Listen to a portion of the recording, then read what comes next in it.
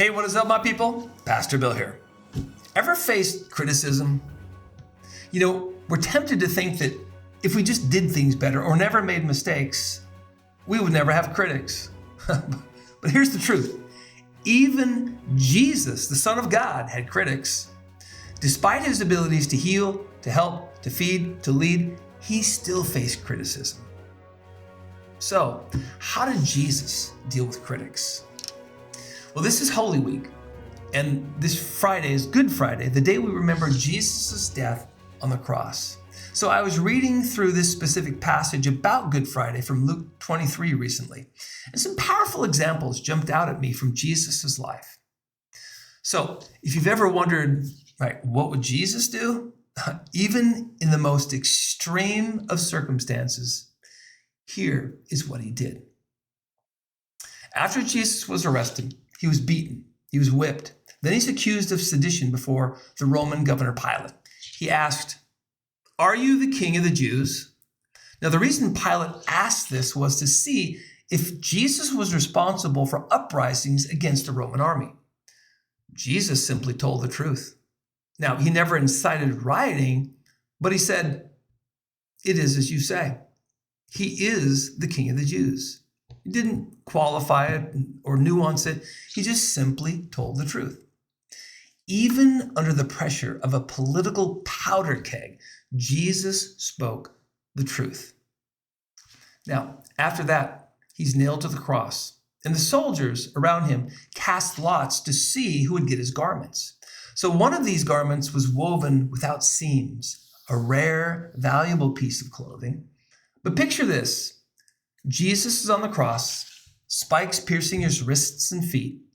The spikes are torquing at the nerves in the carpal tunnel area, and they're sending constant fiery jolts from his wrists and feet into his body. See, Rome crucified their victims naked to maximize humiliation. So nakedness on the cross. He's watching his executioners gambling for his clothes. He's in excruciating pain, and his only possessions are being carried away. But in spite of all this, Jesus said this, "Father, forgive them. They don't know what they're doing." In the worst situation imaginable, Jesus forgave. Now, as this crowd watched on, there were men crucified, one on either side of him, and these two criminals were being punished for their crimes. One of them scoffed and said, "If you're the Messiah, get yourself down and get us all out of here." The second one turned to the first and said, "What? You're facing death and all you can do is make a joke of it?" The second then turned to Jesus and said, "Lord, remember me when you come into your kingdom." Jesus ignored the scoffer, the first, but he responded to the second man, and he said this, "Today you will be with me in paradise." Jesus spoke hope into a seemingly hopeless situation.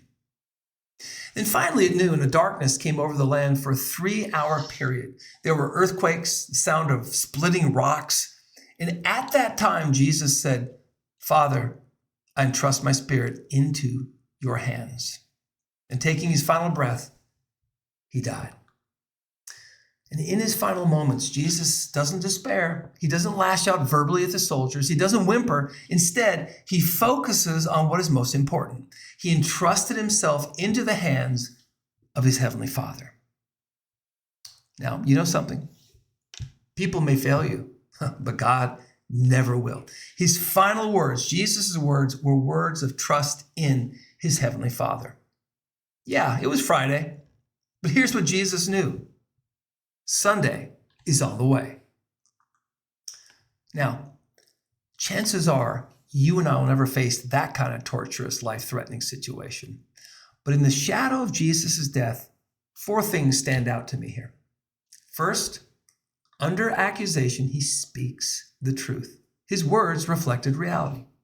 Second, in great pain, he forgave the unforgivable. Third, when he was mocked, he didn't respond to the mockery, but he spoke words of hope to the receptive.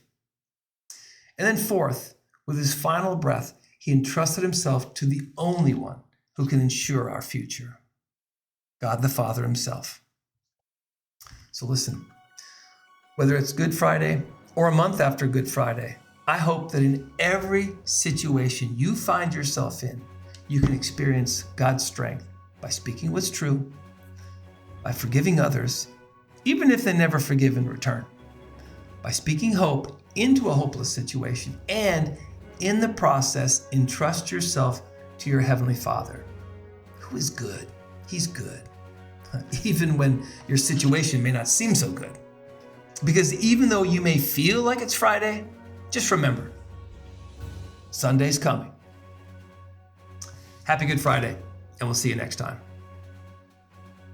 And why not join us at Centerpoint for worship and encouragement this weekend? It all starts this Sunday at 10 a.m.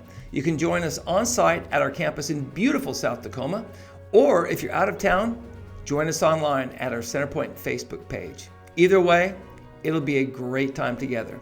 See you then.